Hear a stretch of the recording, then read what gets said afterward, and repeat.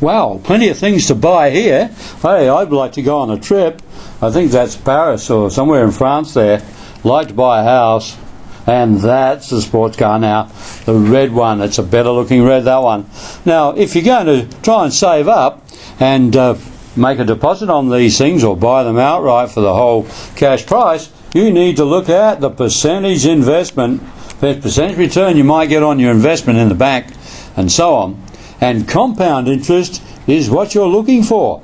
It's when you actually leave the interest in there and it grows more quickly. Let's have a closer look at that and see what we can make of it. Hey, compound, what's that? Well, let's say you're driving along in a car and you run out of petrol and you push the car across the side of the road because you've got a problem. No fuel, mate. And a piece of glass gets in your tyre. Uh-oh, you've now got a flat tyre. I think your problem has just been compounded, isn't it? We build upon. Usually it means one thing builds upon another. It's compounding. It's getting more complex, building upon itself.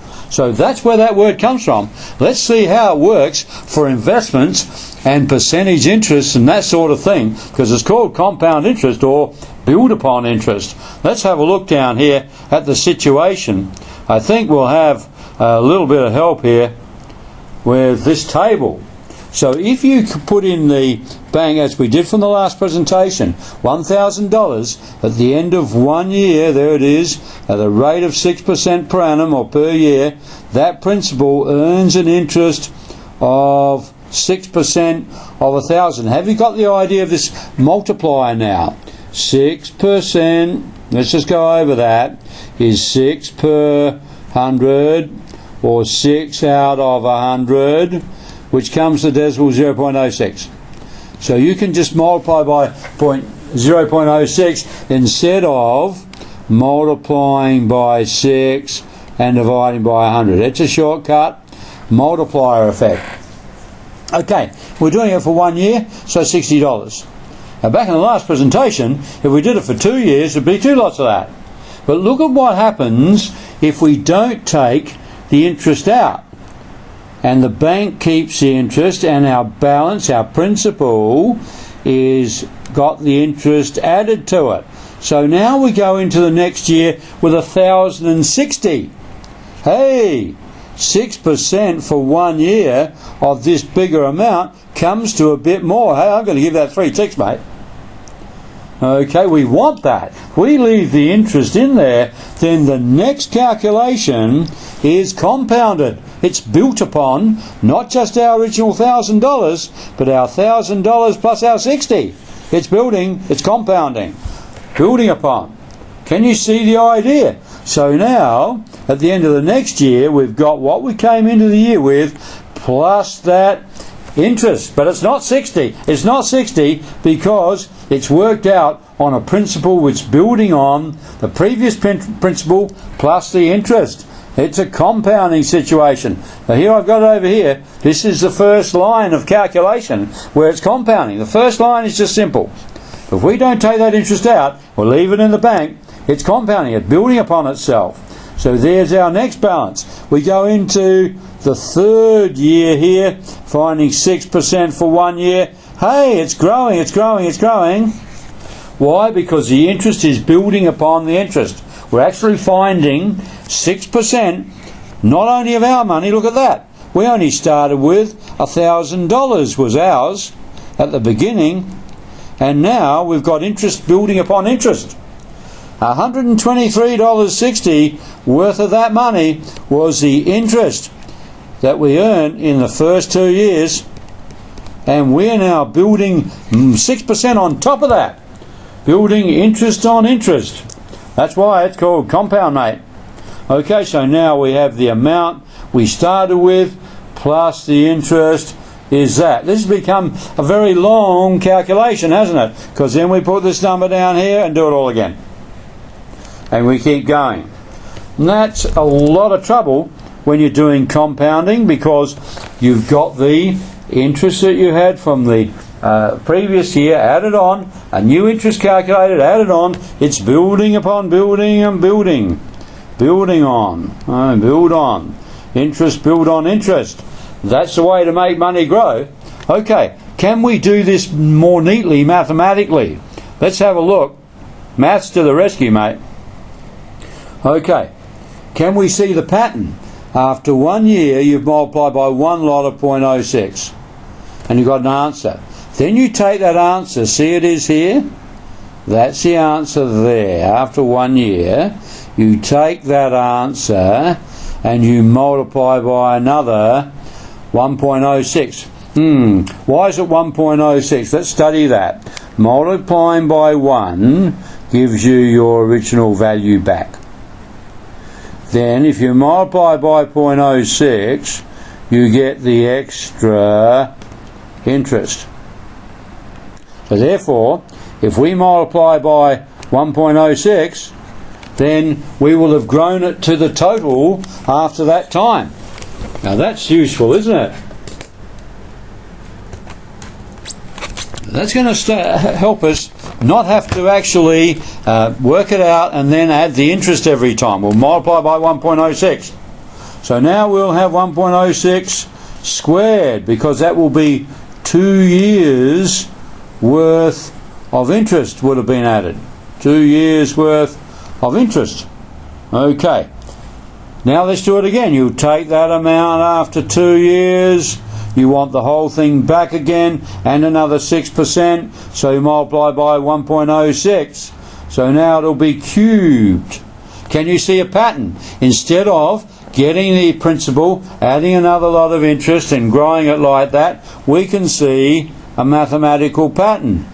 That previous years goes there, and then we multiply it by another 1.06. Okay. Let's see if we can make that into a formula. So the amount we've got is the original principal, then 1 plus R, where this is the interest rate per annum or per year, as a percentage. That multiplier idea. 6% is equivalent to 6 divided by 100, which is equivalent to 0.06. That's what we're doing in here. This will be 1, and this will be something like 0.06. And then we raise it to the number of years that we're doing it for. So after 1 year, that's a 1. It's been multiplied by 1.06 once. Then after second year, we take that and do it again, just like we've been doing there, and so on. So gee, this looks like a nice, neat little formula here that we could use. Very, very nice. So let's have a look at the use of that now. Come down here. And there it is from Pearson's. These screen clippings are from Pearson's. So there's our formula. And we say A is the investment amount, P is the principal, R is the rate as a decimal. Remember, 6% is equivalent to 6 per 100. 6 divided by 100. Equivalent to 0.06. That's what we're going to do with it. And N is the time in years. Okay. Now if you want to find out how much interest you've earned, then it's the final amount minus the initial principal. And that's the extra. This is the interest that's been owed or earned. Owed if you've borrowed, earned if you're putting it into an investment account where you're leaving the interest in there so it's building on itself. Compounding. Okay, get the idea? Let's do some problems with it. So here's an example. 12,500 is borrowed for 7 years, an interest rate of 15% per annum. That's a pretty high interest rate. If the interest is compounded annually, that is, the amount is just growing and not reducing it by payments every month. That's not a good way to go, because it's going to grow very quickly. Right, write down the compound interest formula. What needs to be found? The amount. Yep. And then put down the things you know. Principal, so starting value, 15%. But here's your multiplier.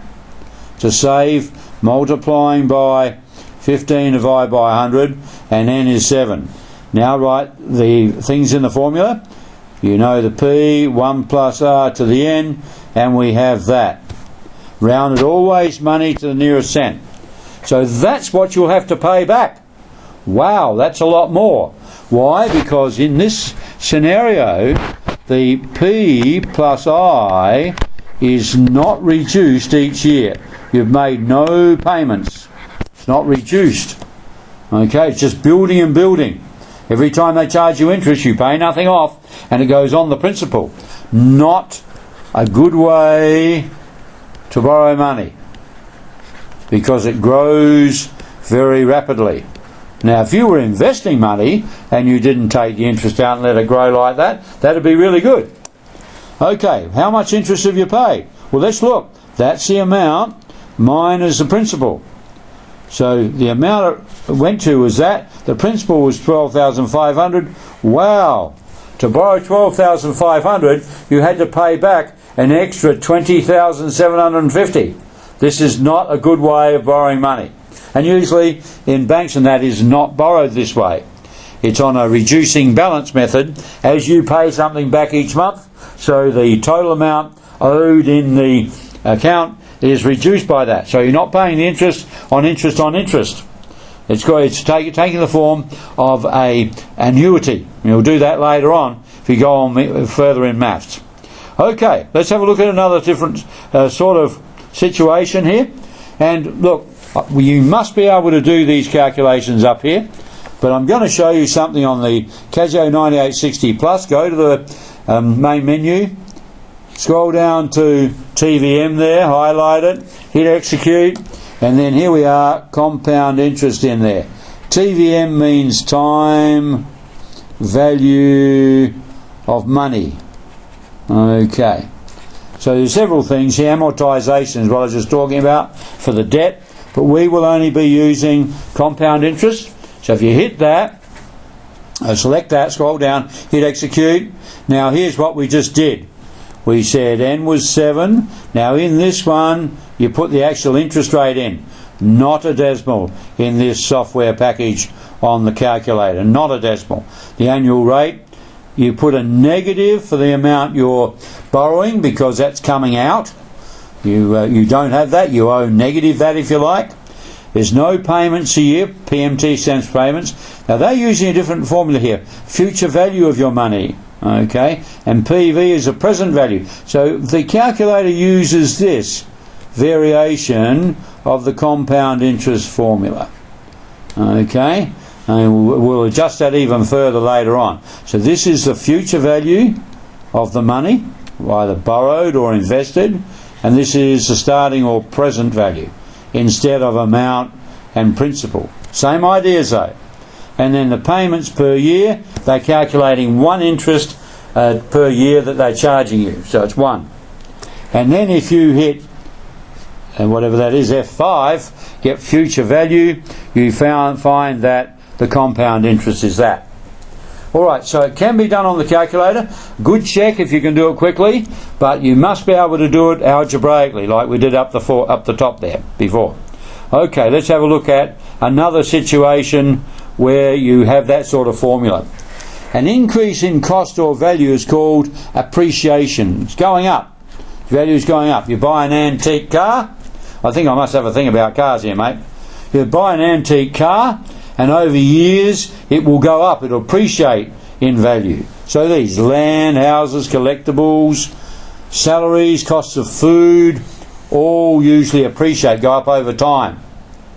Okay, and this is called sometimes the inflation rate.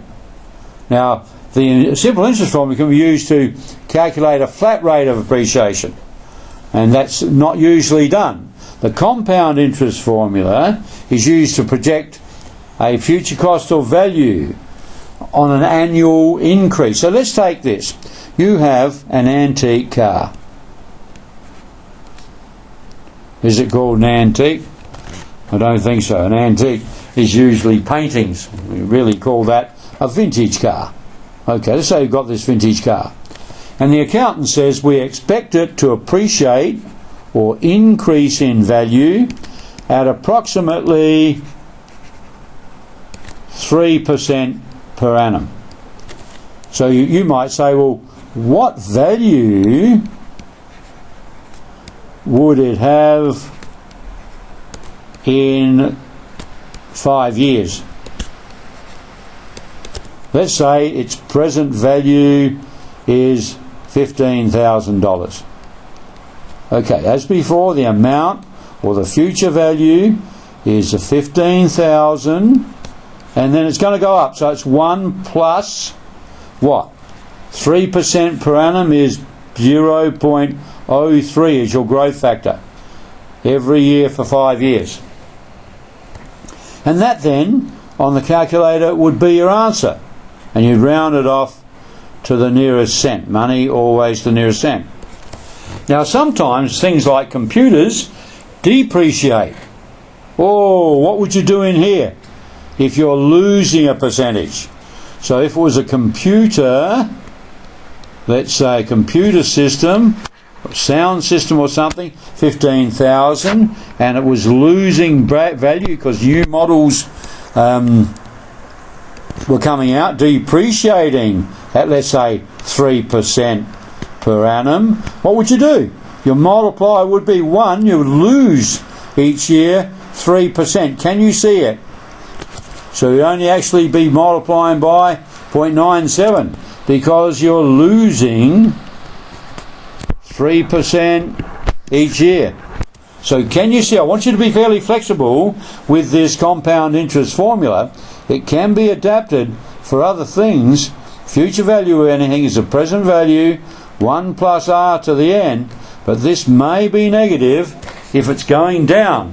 Okay, just keep in mind r is a decimal because we want that multiplier. Okay, let's go and do some stuff with this and see what you think. Okay, so we're going to go back, and this is from Pearson's again. I've brought question 1 down as you did before with simple interest.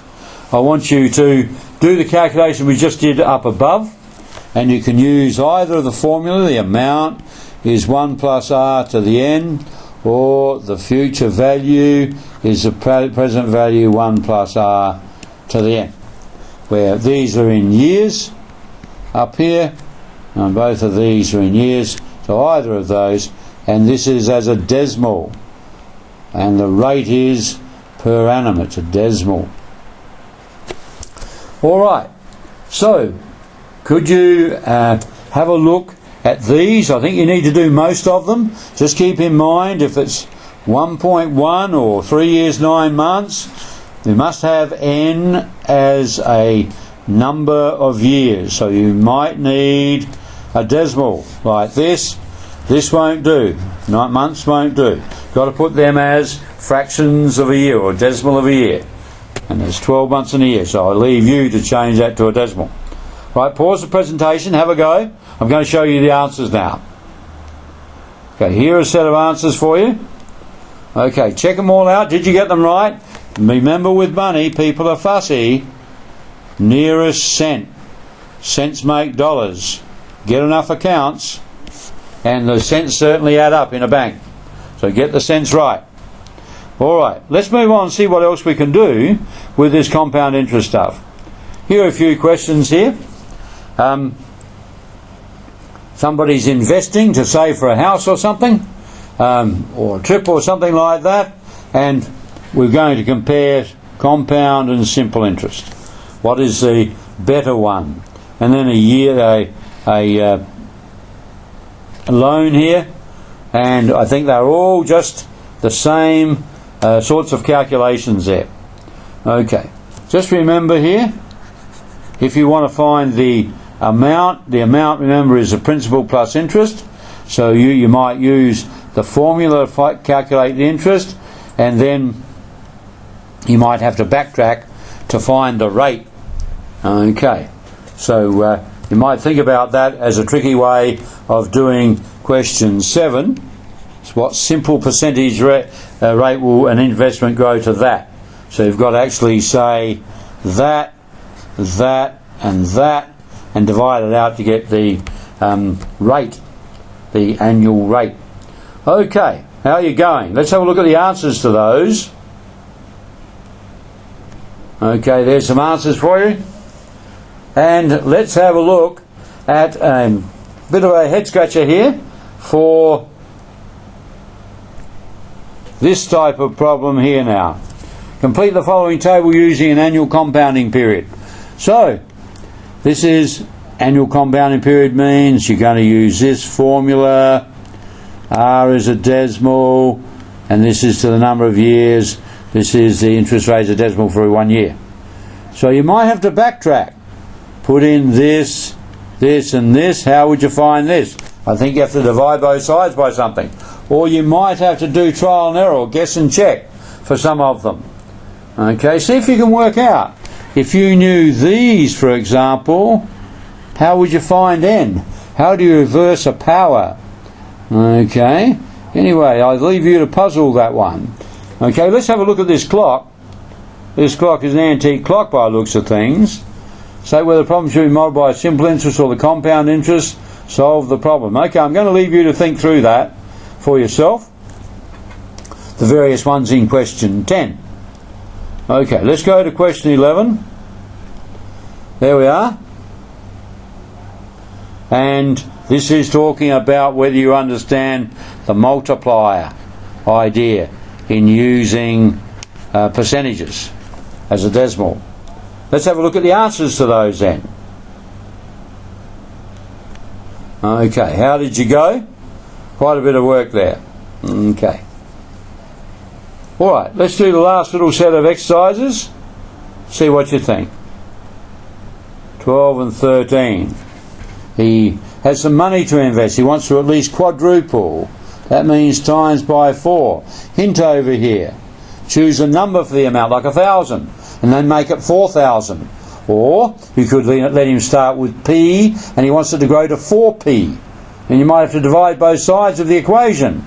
See what you think. Have to think these out. These are reasoning for yourself here, and I'm not going to say much about this here. Write two equations of P and R, then use these two equations to write that in terms of P and R. Okay, do the best you can. Let's have a look at the answers here. Okay, there are the answers, and we've only got one little set left, the real head scratchers, which are the open-ended questions. So I'm going to go down there now.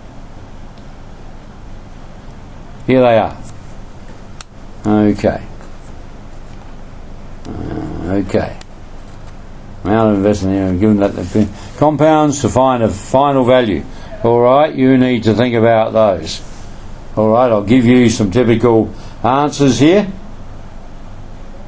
Sample answers, so you could have some variations in that. Okay, what do you think? Okay, try to think in your mind the difference between simple and compound interest. Compound meaning building upon. Alright, that's it for this one. There are a couple more presentations to really delve into the compound interest and simple interest part of financial maths. Cheers for now.